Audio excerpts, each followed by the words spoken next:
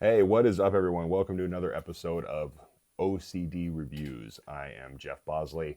I'm a former Army Special Forces Green Beret firefighter, and through life, nature, and nurture, I probably was susceptible to having OCD, and the life I've lived has only made it more worse.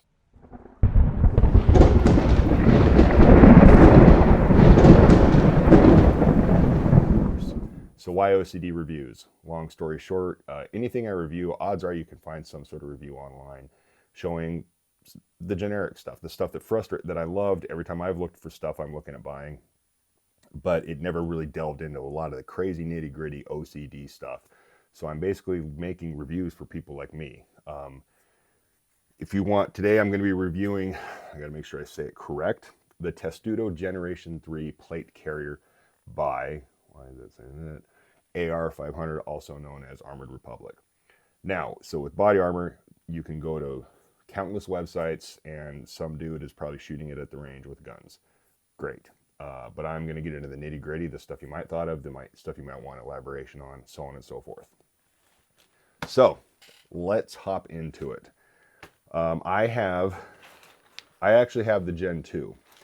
And for a little background as to this great adventure of Jeff with body armor, I just want good body armor. I don't need multiple sets, and I love all the body armor I have, to be clear. And on that note, I've bought all the body armor I have.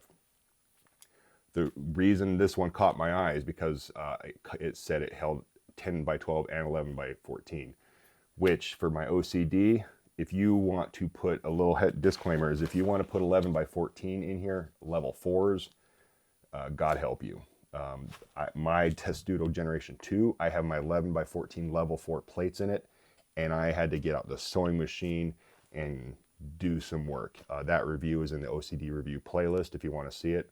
I love that vest. It's the one, to be clear, it's the one I run. It's what I have. But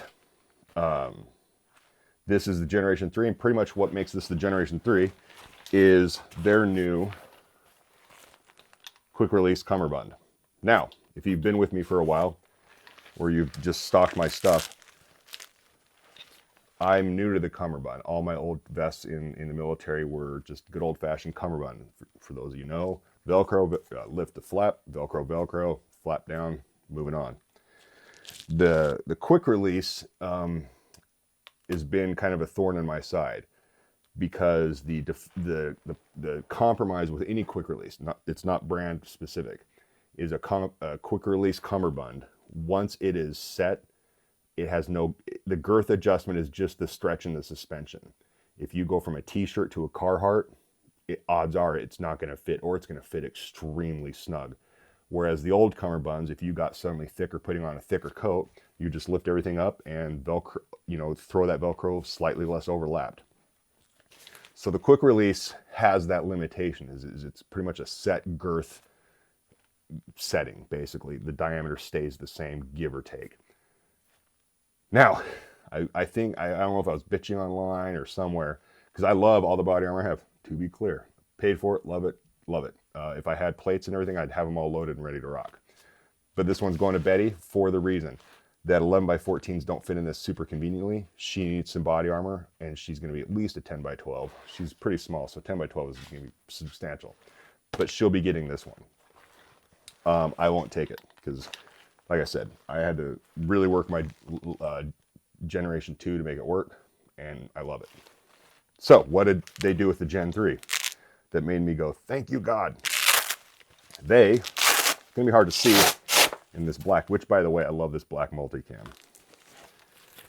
They did the old school lift the flap, open a Velcro, rub the mic, open the Velcro, everything opens up. If you're thick, you just kind of barely do it, throw the Velcro down. If you have just a t-shirt on, you take that, overlap it, Velcro down. The only thing is you got to make sure, like I did here, that flap doesn't cover up your quick release. So again, because of the quick release thing, there is the compromise with this, what I'm going to call hybrid Cumberbund, you have more girth adjustment, but you only have so much girth adjustment if you don't want to lose your quick release feature by going under that flap. So they fixed my complaint. I don't know if they did it for me, but that is the Gen 3, that is the big change for me, is that it has the hybrid cummerbund. So, and with that being said, because it's a traditional cummerbund in front, you could actually, I could actually probably buy one of their Gen 3 cummerbunds if they sell them separate and make my Gen 2 a quick release. Noted. So cummerbund, hammer that right out of the way. So I'll just move on. Stitching is awesome. The Velcro is awesome. The MOLLE is solid. It is the traditional MOLLE where it's the big piece of fabric sewn on it versus laser cut. These pouches, there's a pouch like an admin pouch behind where you'd have your magazines, and the Velcro is substantial. So odds are you're probably not going to get in there. So you have I would have my magazines here. There's another little admin pouch up here. That's pretty solid. That one's a little less hard. These tabs are awesome. They're rubber, so they actually have some tackiness to them for grip on this one and this bottom one. Same with the flap to open and access the cummerbund. These nice little rubber flaps, and they're stitched like a son of a bitch. Like they're very well done. The stitching is awesome. My only complaint, my Generation 2, I took these shoulder pads off of another plate carrier system and put them on there just because the other system was a little thicker. I'm a little soft in my old age. But again, it's not a deficiency to the point of not buying this. One thing they did change from the Generation 2, or another thing I should say, is the Generation 2, here's your back, here's your front. Generation 2 actually had an adjustment buckle here, which I was indifferent about. This one, they just got rid of the buckles altogether, and the height or the adjustment on the shoulders is pure Velcro. So shorter, taller, shorter, taller. That's it. So that was a modification. Take it or leave it. I do like on the Gen 2 that if you do have a buckle, a lot of them in the old days were around here, which is right where you need to put the buttstock of your rifle. So it's cool they addressed it, put it in the back on their Gen 2. Gen 3, they just got rid of it. The drag handle, solid as hell. You can actually see the drag handle straps actually coming down from the top. So it goes all the way down and is stitched that whole way. So it is going to drag a body very well. I'm assuming it take me. One thing I do like is this thing has MOLLE everywhere. So there is no running out of MOLLE as far as some, when you actually open up the girth more on the cummerbund, some other companies, none of the ones I own, when you open it up too much, they quit sewing the MOLLE. So whereas the MOLLE it's everywhere. There's no adjustment that all of a sudden exposes no MOLLE. And the MOLLE on the front is all covered in Velcro. It might be a trend thing.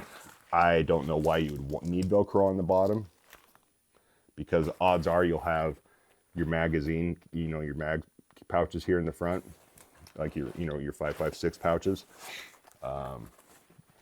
It's not a problem to me.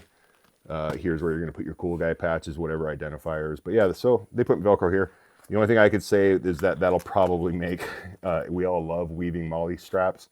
That, those are now just a little bit thicker, so that's just gonna make life a little harder, but it's also gonna make it really snug once you finally do get it done. The plastic, I don't even want to say it's plastic, because plastic implies that the buckles like you had on old backpacks. Like this is like I don't even know what it's called. Go to the website, that's not what this review's about. The review's about the nitpicky, down in the dirty OCD. But the plastic, it's like molded ABS. I don't know, but it is solid. The quick release, a devil's advocate for me and quick release is, so what happens if you snag it and it quick releases? I guess that's a compromise with having quick release. I don't know what to tell you. So yeah, that could happen, I guess. And that's just hard doing this with one hand. Stand by to stand by. There. So yeah, in theory, you could snag that and open it up. One could maybe get rid of these. These are really nice and well made. So they're easy to grab, actually, which one could argue is a risk. I don't know. But they're easy to grab. They're very easy to access and pop it as needed. Personally, a gun to my head, and I had to choose. I don't need the quick release. I can't. Here's the one thing with any gear. For every scenario you think you've solved it for, it's going to have to be deficient in another scenario. Like, there is not one setup, one layout, one kit design, one what pouch you put where setup that covers every scenario under the sun. So everything's gonna have to come to compromise. So you just gotta pick which compromise is the least for you. For me, the quirks and the need for quick release don't, like, they are overwhelmed or overshadowed by all the other stuff I'd rather have. Because if you really need this off, that's what trauma shears are for. So it is a convenient thing. I will not deny that. But anyway, moving on. Again, go to my Gen 2 one. They just pretty much did the Gen 2 and improved on it. So the padding is just the right amount of padding on the inside and outside. There's no perfect thing ever on this planet for the amount of sweat and grossness body armor is going to have. But they did the best with what exists in the world of non-fantasy as far as the padding, the stitching in there. Very well made. And again, the only thing I will say is it is and does take 11 by 14s. This one carrier takes 10 by 12s and 11 by 14s. 11 by 14s takes some love to get in there if they're level 4s. Level 3s, there's enough variety in design and materials that exist out there that a level 3 and below, different designs, much easier probably to get 11 by 14. But if you're up there in the level 4s, they're not lying. It will take them, but it is very difficult. Stitching is great. Everything is double stitched. The Cordura, or whatever the crap it's called, very well made, very water resistant. Yeah, the stitching, my big fear always is the stitching where, you know, the weight bearing stitching right here. They zoomed over it a handful of times. That stuff is very good. So again, and it's black, it's multicam. This is going to be Betty's just because we are putting the smaller plates in there. Extremely well made. The suspension system in the back is awesome. You know, it's going to have the usual stuff. It's really it. The biggest thing I just wanted to touch on was props to AR500 for the hybrid Cumberbund. If you need a quick release, yet you're like me and need the girth adjustment, not because overnight you got fat, but for me, this is a no-joke scenario. In the morning in the desert, it would be brisk, but not enough that we wouldn't be wearing a t-shirt or something one layer. So our body armor would get very skinny. At night, that exact same kit needed to be worn over multiple layers of clothes. So we would have to lift up the flap, open up the flap a little wider, flap down, and have more girth. Some quick release systems, or if they're not this hybrid thing, the girth you get is the girth you get. So good job, AR500, for remedying that. And like I said, zero company deficiencies or design flaws. Me not running this body armor is personal OCD preference. It's not due to any failing point or any deficiency in design. It's literally personal preference. But if your personal preference is quick release and you do have girth adjustments that you need to make easier on the fly, this is 1,000,000,000% the one to get. Winded. So, thank you for your time. Watch all my other videos on the OCD review playlist. Please comment, like, subscribe. If you have any questions on this, ask them away down below. And if you're somebody that wants me to do any reviews on your stuff, I'm interested in doing that. Why not? Go to jeffbosley.com, go to the contacts tab, and contact me there. And to be clear, as of now, all my products on the OCD review playlist I have bought. They are mine. They are things I like and enjoy. I got no reimbursements from them. I chose to do the OCD reviews because this is stuff I needed to see for me when I look for stuff. So I was like, well, there's got to be more of me out there. But if you're a company that wants me to sharp shoot the shit out of your product, I will be happy to do that. I have no qualms in doing that. I'm retired and I don't put food on my plate doing this. So you're going to get a very objective review. I won't be rude, but I will be honest. So if you have if you have some stuff you want me to OCD review, I'd be happy to. It'd be fun. Because right now, this has all been my wheelhouse. This is my own personal stuff. So maybe there's going to be a product out there that I'm going to actually be fresh eyes because I'm a neutral consumer. So you never know. Hit me up again. Like, subscribe, share, tell your friends, tell your neighbors, and thank you for your time. That's all I got.